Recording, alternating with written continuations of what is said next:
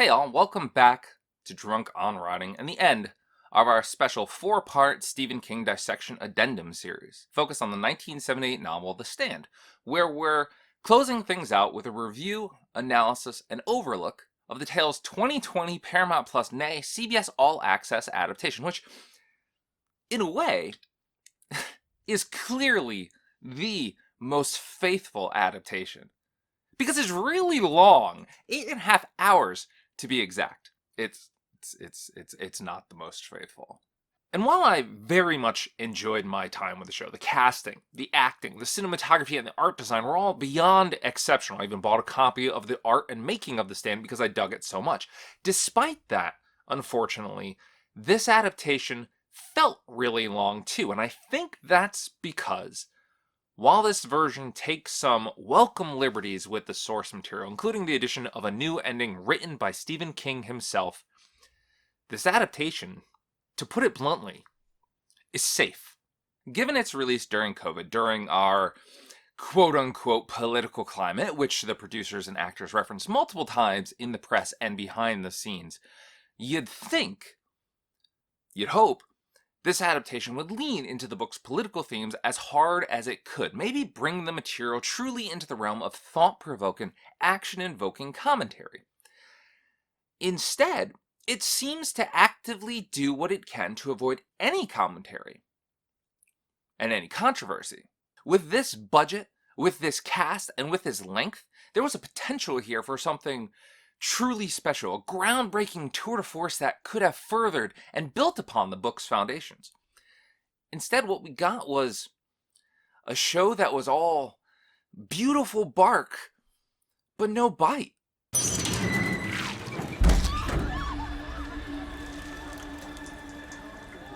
Well, okay. Almost no bite. Before we get further into this monologue, though, if you'd like to hear more of my thoughts on The Stand and its other adaptations, which, of course, we'll touch on as needed today, head on over to youtube.com/drunkonwriting to check out the other videos in this addendum series, as well as the full library of Stephen King dissections. Be sure to subscribe while you're there as well, so you're front and center for the next video. And if you'd like to get the next video a bit earlier, become a Drunk on Writing patron to get early, ad-free access to every video and every podcast, as well as exclusive behind-the-scenes videos and previews, and exclusive monthly podcasts, exclusive wallpapers and scripts, and more. Check out the full slew of offerings at drunkonwriting.com. To all my patrons out there, including this episode's sponsors, Ariya, Norinth, and David, as always, thank you for making this happen. Now, I don't think we can truly dissect this adaptation of The Stand without first acknowledging and admiring reality's comedic timing. I mean, this adaptation of The Stand was in the works for almost a decade, shifting between writers and directors and showrunners. Ben Affleck was involved at one point. Can you just imagine that? Even the format saw several iterations, going from a film to a TV series to a series of films, even at one point, a TV film combination. Almost a decade. This was in development, if not development hell, perhaps development heck. And right when everything finally came together, format and script in place, actors cast, actually filming in Vancouver, British Columbia. A real life, eerily similar to what they're adapting Pandemic, rears its ugly head and reportedly shuts down production 4 days early. That's one twist even Stephen King could not have made up if he tried. Nah, he probably could. No, coronavirus is not like The Stand, he tweeted March 8th, a week before production halted on March 13th. It's not anywhere near as serious. It's eminently survivable. Keep calm and take all reasonable precautions. Felt pretty serious at the time, gotta be honest, and I'd say James Cyclops Marsden, our everyman Stu Redman for this adaptation, felt similarly given what he recounted to Variety just 3 days earlier. He said, "There are scenes in the beginning of The Stand where as soon as you see someone who looks normal sneeze or cough into their arm, everyone's eyes in the room darts towards them. I see that in public now, and everyone kind of takes a few steps away from the person. It's crazy. We're in full panic mode right now." In December 2020, Nat Wolff, who plays Lloyd, recounted, "I got spooked. Suddenly everybody was saying, oh, COVID is just like the flu in the show, and I'm reading about prisoners in Italy lighting toilet paper on fire to get attention. I had just shot a scene where I was doing that. I went into panic mode. It's a cool scene. Other than shuttering production, did COVID have an effect on the series? Undoubtedly, given the entirety of the post-production process occurred in lockdown. As Britain's The Times noted just a few weeks later on April 12th, American writers are already reworking dialogue for future shows to reflect the new reality. An upcoming 10-episode CBS series called The Stand, based on Stephen King's 1978 saga, is being revised to incorporate lessons learned from the current pandemic. Ahead of the show's December 2020 release, co-showrunner and executive producer Taylor Elmore told Entertainment Tonight, I think COVID-19 just sort of infused a sense of like, we really need to get it right with the reality, with sort of like how people react in these sort of circumstances. And around the same time, also co-showrunner and executive producer Benjamin Cavill told Time, there was a suggestion that maybe someone should reference this is even worse than COVID. And the idea, frankly, of trying to make a show about a world that had been through COVID and come out on the other side, but was being hit by this, it just seemed so dishonest to us. The art and making of The Stand, I should note, doesn't mention much of anything about COVID, let alone its effects on post-production. But however the show is inevitably revised, whether certain scenes or shots were cut or revisited, whether a line of dialogue was re-recorded or dubbed over, and as is typical with most productions, there were several instances of both. Well, one thing is for certain, the adaptation's most prominent differentiator, its biggest change from the book, from the 1994 adaptation, even from the 2000s Marvel Comics adaptation, its non-linear structure, the choice to practically skip the outbreak to focus primarily on the post-apocalypse side of the story, ultimately and surprisingly benefiting the bolder portion of the novel, that seems to have always been the plan, or at least the plan since the writers started fully piecing together this iteration. Cavill provided more detail in his introduction to the art and making of The Stand, where he wrote, we knew going in that we needed to tell the story in a non-linear way, not because it made us immediately distinct from the book or the original miniseries, although that was a happy side effect, but because we didn't want to make an audience sit through 3 episodes of the world dying before we got to the meat of our story. That happy side effect also helped keep the series from potentially harsh comparisons to the likes of 1995's Outbreak, 2011's Contagion, or even to AMC's The Walking Dead. For me, Cavill continued, The Stand has never been about a pandemic, but about the battle that follows between good and evil for the soul of what remains. Speaking to Slash Film in July 2020, head writer and executive producer Josh Boone, who'd been attached to The Stand since 2014, reiterated this direction well before the series' rather impressive first look trailer dropped August 30th. He said, speaking of the pandemic, it's one of those things. Will you be pandemicked out by the premiere? But so much of it isn't really about that. It's so much more what comes after. Which, of course, speaks to the way the series opens. Following a Mother Abigail Corn monologue and a simplistically dope-ass oddity of a title sequence, we see the Boulder cleanup crew entering a church in immediately iconic fashion to clear out the, oh my god, why are the tomb necks so big? Dead. What an opener, what an opening episode, with some clever foreshadowing, clever cinematography, and one of the most surprising and dramatic changes from the book. After burying her father, after President Heisenberg's cough-riddled denial speech, Fran, here played by Odessa Young, attempts suicide, and Owen Teague's Harold saves her. While it adds an interesting wrinkle to Fran and Harold's history and relationship, and helps set up one of Harold's most memorable monologues a few episodes later, it also reflects another change in direction that carries throughout this adaptation. Fran is actually treated like a lead character, finally becoming more than a damsel in distress love interest pandemic baby mama. We do focus very much on that story of Fran and the baby, Elmore told Variety. What are a modern woman's motivations in this position? A 20-year-old kid who is pregnant when the world ends. She's a formidable force in this story.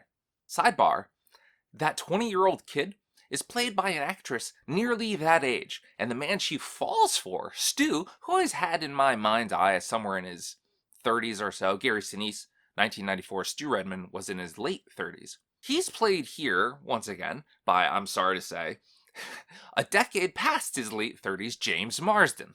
Granted, he's a good-looking man, even without a ruby quartz visor. Great smile. But I couldn't help thinking of that Steve Buscemi Hello Fellow Youths meme the entire time the two shared lovey-kissy times. Unlike with Jovan Adepo's Larry Underwood and Amber Heard's Nadine Cross, though we don't get enough of them together, you could feel the tempered heat when they were on screen. Made me really appreciate the decision to keep Rita and Nadine separate characters, unlike what was done with Laura San Giacomo's Nadine Cross in '94, as it thematically ties the grief and bewilderment and pain of leaving the old world behind to Rita's suicide, hauntingly well delivered by Heather Graham, and imbues Nadine and Joe, really, who's played by the perfectly cast Gordon Cormier, imbues them with hope, whether depicted through encouragement with Joe or lust with Nadine, even if for Nadine the experience was never as orgasmic as whenever she was on screen with Alexander Skarsgård's Randall Flagg. I mean, who can blame her, right? He's so charming and he's so handsome and so powerful. Elmore mentioned about Skarsgård, or Flagg, I suppose, in that variety piece. And I can only imagine that exact thought is what kept running through Nadine's mind. I mean, generally powerful, able to perform these sort of miracles where he could levitate himself and he has these actual powers. And yet he needs this adulation and this kind of worship from these people whom he's summoned to him. He needs to have them make a show all the time of how grateful they are to him. And there's something fundamentally weak about that, Cavill also piped in during the interview. Does it remind you of someone you know? We'll come back to that. How cool was that planchette scene, though, huh?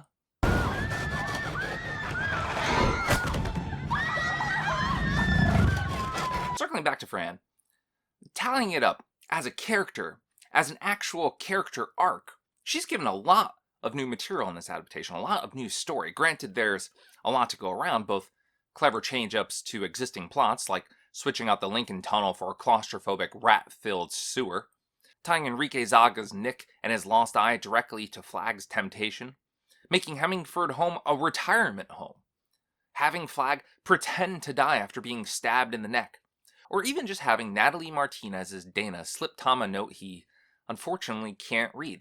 I absolutely adore the way he solved that. Like, what a lovely little plot point. There are also a handful of larger original additions, like the crucifixion survivor's relayed message, the entirety of rock-loving not Paul Rudd, Ian Bailey's Teddy Wisak drive-in subplot, and Larry actually saying goodbye to Joe and bringing too many backed-up tears to my eyes. But back to my point, the majority of the new material is dedicated specifically to Fran.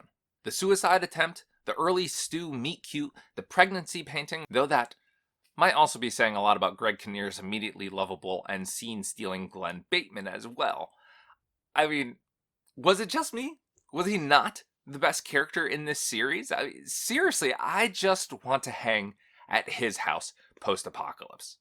Did we ever get more explanation or exploration of his paintings? I don't think we did. If I were Fran, I would want that pregnancy painting. Sorry, tangents. Back to Fran. Knowing sign language, that was new, as was the Herald dinner, the Herald camera, the Herald basement, which was such an incredible scene. I mean, kudos to Odessa Young and Owen Teague. They delivered here. But most especially, we have to mention the brand new Stephen King penned coda, The Circle Closes, apparently also formerly known as Franny in the Well. It will be completely new to the entire audience, Cavill teased during a Television Critics Association virtual panel shortly before the premiere. I can and will say the big reason Stephen King wanted to do the coda was he was thinking about for 30 years that Franny doesn't go on the stand in the book. She's 7 or 8 months pregnant and can't walk across the mountains to face the Dark Man. It always ate at him that she was one of the heroes of the book and she was never given her stand. The coda is his planned attempt for the last 30 years to give her stand. 30 years Stephen King was thinking about this. If I'm doing my math right, I'm usually pretty good with math. That's basically since the publication of the complete and uncut edition, which already had a different ending we'll circle back to. So I'm guessing he wasn't thinking about this problem that far back. Perhaps after watching the 1994 adaptation, maybe someone somewhere wrote something of a scathing review and called Fran's ending specifically out. Didn't like that Molly Ringwald was in the finale for like 5 minutes or such. Wouldn't shock me. And though I saw a few different stories about who approached who with the idea of updating this ending, the making and art of The Stand, and Stephen King himself, seems to officially attribute it to Josh Boone, citing a quote from King's September 2019 interview on The View. "I've had an idea for the ending of The Stand for a long time," he said. "I was never totally happy with the way it ended. Josh came to me and said, 'Would you be interested in writing a Button episode for this adaptation?' I said, 'Well, since you got Whoopi, you can get me.'" That's right. Though it was teased by Collider earlier in the summer, it wasn't until that segment that King revealed the new ending that Whoopi Goldberg herself announced her own casting in a surprise 2-part reveal. The Stand is being made for CBS for their All-Access limited event series. And I'm in it. What a scoop they gave themselves. It's just like just ballsy.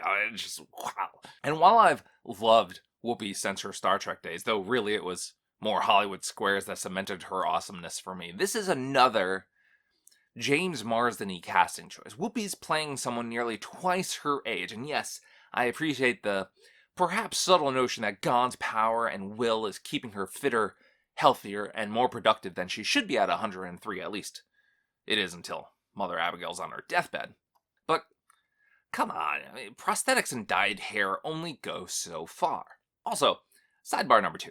Why did any of them really believe in her? Why should we, as an audience, believe in her? Sure, they all dreamed of her apparently, but High on Life Glenn over there dreamt of Fran too. That sort of diminishes the importance of a dream cameo, right? We never even get the doubting Fran moment from her, that moment she heals Fran after Harold's explosion. That comes instead from Kendall Joy Hall's reincarnated Mother Abigail Mini-Me. I mean, I don't know, I think that's what she is anyway. I mean, she does have the doll, so, right? I mean, that's clearly what she has to be. I said this before, but no, you know what? I'm actually going to quote myself here, as it's going to be a little something new. Here's what I said back in part 2 of this series, and it's still very much applicable. I'll tell you what, if some old lady said I had to walk west to my almost certain doom, potentially to be crucified, and that I couldn't bring a thing with me except the clothes on my back, and that I had to do it right now, yeah, well, needless to say, I don't think that I would. Still wouldn't. The new ending, though, it effectively swaps out the post-Vegas denouement previously reserved for Stu, Tom, and let's not forget Kojak's cross-country misadventures for, instead, a lengthy focus on Fran's fun times in a well. In a jungle, too, where she gets to tell Flag to F the F off, giving her stand. It's nice. It's well done. It's certainly less ambiguous. The ending also confirms something previous versions did not. Not only does evil return, as King originally added in that complete and uncut epilogue also titled The Circle Closes, but through Kendall Joy Hall's character, we now know that so does good. As Fran summarized in the very Stephen King-y closing monologue, the wheel turns, the struggle continues, and the command is always the same. Be true. Stand. It's both a lovely and horrible sentiment to end the series on, I'd say. This notion that the struggle never ends. It's very humanistic, fatalistic, perhaps. Could also be a sort of meta commentary on how King, or perhaps the writers and producers behind the series, figured their response to the adaptation and its new ending would be. After all, this love for Fran, this extra attention spent redeeming her, it comes at a price. That is, our other leads. While it sort of goes without saying at this point that Owen Teague's stooped, emaciated Harold Lauder gets many scenes to shine across the series, there are a scant few others who really get much more beyond a defining moment. Though, I will say, Brad William Hankey's larger-than-life Tom Cullen and Nat Wolff's flamboyant Lloyd Henreid were insanely good. Like portrayals I didn't know that I needed.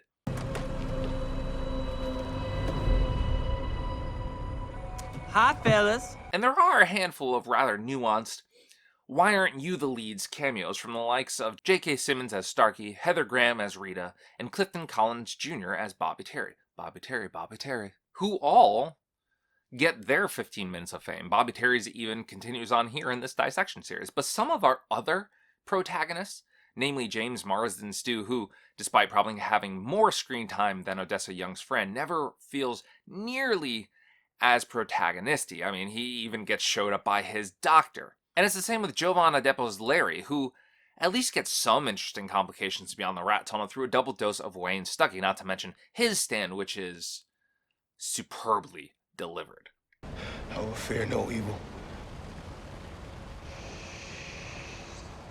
I will fear no evil. I will fear no evil! Shut up! And Enrique Zaga's Nick Andros, he's supposed to be at the heart of this series. At least I thought he was supposed to be that. But his entire character development seemingly comes from just two, sure, endearing scenes, them being the forehead wash and Tom's goodbye, the matching jackets. I mean, I love them. But come on! Nick and all the others, they deserve far more than being almost background material, though I will say, at least they didn't share the fate of a few other characters from the story, including my darling Lucy. And her and Larry's twins, too, really, if you think about it. But especially the kid, in talks at one point to be played in this adaptation by Marilyn Manson, who were both just straight up cut from the final script. Can you just imagine Marilyn Manson and Ezra Miller's deviated, guttural, wheezing, stinking of gas and bird shit trash man together on a road trip?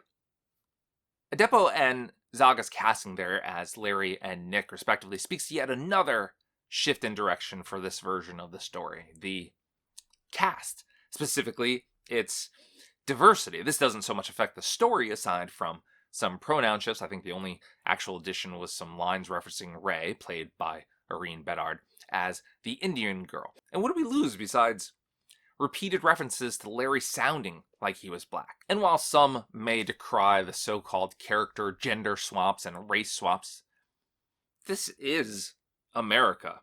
And the casting choices led by casting director Amy Coffin, more than anything else, helped this adaptation reflect modern-day America and not simply a select foursome of soul-searching white men. As Cavill told Time in December 2020, it was hugely important to us that if we were updating this book for 2020, then the characters had to look like the America of 2020. We did that in part by being open in terms of casting a bunch of characters who in the book are all white and male. You know, maybe I was a bit too harsh about that Stu, Fran, Marsden, Young age gap. I mean, this is America of 2020, and there are age gaps in some relationships. Still think Whoopi was brought on more for the added gravitas, though. Again, you can't blame them. For what it's worth, Cavill also mentioned during that TCA panel that he was personally emailing Stephen King throughout the writing process for input. King read every draft and signed off on every draft, he said. He had an open line of communication with Owen and me, vetting all the changes we made to characters in real time. That's Owen King, by the way, Stephen King's son, who's credited as writer of 3 episodes of the series. He also wrote the foreword for the art and making of The Stand, which is presented beside a bird's eye view of Flagg's Las Vegas domain, the Inferno Hotel, built within the abandoned Pacific Inn of South Surrey, British Columbia, affectionately known by locals and production as the Pink Palace. And it's here I want to focus as we wrap this episode. You ever see Year One? In that 2009 Jack Black and Michael Cera comedy, they go to Sodom, one of the biblical cities destroyed by God for being known as dens of sin. And to be honest, the film makes it sound like a fun place to check out, maybe spend a weekend. What transpires within the confines of the walls of Sodom stays within the confines of the walls of Sodom. But Las Vegas in this series flags post-Captain Trips Vegas? Who in their right mind would ever want to be there, ever, at all? Sure, there's some lovely carpeting and quite the lingerie selection, but the former DMV workers running processing want to throw everyone into slave pits. There are slave pits, not to mention death pits. And if you make a mistake, you might end up crucified or worse. And like, there are worse things than being crucified? And yes, I know all of this was sourced in one way or another from the book, but it's ratcheted up almost a cartoonish degree. We aren't in Roman times anymore. Would people truly cheer on such bloody spectacles? Personally, I'd think, again, I'd hope, there'd be more than a few people like that one old guy that kept zooming in on. The one who inevitably got jumped for picking up Larry's "I will fear no evil." He somehow survived that, by the way. Don't think he survived the bomb, though. Oops. And it's all being led by someone worse than a Caesar. Did you ever see Caligula? Caesars did some bad stuff. Look, I know the intent was to use flag as a stand-in for our modern demagogues, most especially former President Donald Trump, as Fiona Dourif, who plays the, as far as I could tell, unnamed rat woman, quipped to Entertainment Weekly. He's sort of a sexy Trump, but he's not. Yeah, Trump was cartoonish, but flag is just cartoonishly evil. I mean, even his smiley face pin is evil. He ate a person. I can't emphasize that enough. He ate a person and ripped out their heart. His child looks like a friggin' worm inside of a zombie. He can fly and teleport, and he wants to blow the only other known piece of civilization in the world back to the Stone Age. Sexy or not, this is a bad dude who no one at all could reasonably, understandably follow. And I think this is where this version of The Stand ultimately fails. Because we do need art that highlights the absurdity of our times, of our polarized society and economy. We need the Billions, the Secessions, the White Lotuses, the Glass Onions to help us realize how absurd it is that we let these hotshot billionaires rule the earth from on high. Just because they know how to milk the system doesn't mean they know how to fix it. In most cases, they don't want to, and they never did. Why would they? You think they want to do what's best for the rest of us? If that were true, I don't think they'd be dismantling historical bridges for their super yachts or walking around with lion heads strapped to their chests. And from a broader perspective, though God seems to exact the same vengeance upon Flag's Las Vegas as what was done with Sodom and its sister city Gomorrah. Very nice work on the hand here, by the way. Does anyone even know that? In the book, in the previous adaptation, spreading the word of this, spreading the gospel of a hand coming out of the sky to smite Vegas was an important charge. To know for certain, or perhaps maybe just more certainly, that there is more out there than what we see in our world, than the scientists out there playing God with their flus. That's the ultimate takeaway. But our characters don't get that here. In Boulder, as far as I could tell, they don't even know what's happened.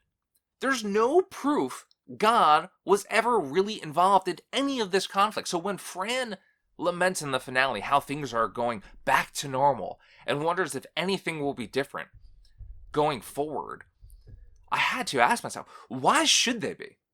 The bad guys messed up and blew themselves up. Lesson learned, don't cut the nose off of a nuclear warhead. I guess ultimately tying back to one of King's, or should I say Glenn's, theories. Maybe the old ways are best. With the way things are going, hey, maybe we'll soon find out ourselves. This has been a Drunk on Writing Dissection Addendum of the 2020 adaptation of The Stand. And this is officially the end of our focus on this amazing book. For now, at least. If you've enjoyed this episode and watched this far, thank you. You're why I do this.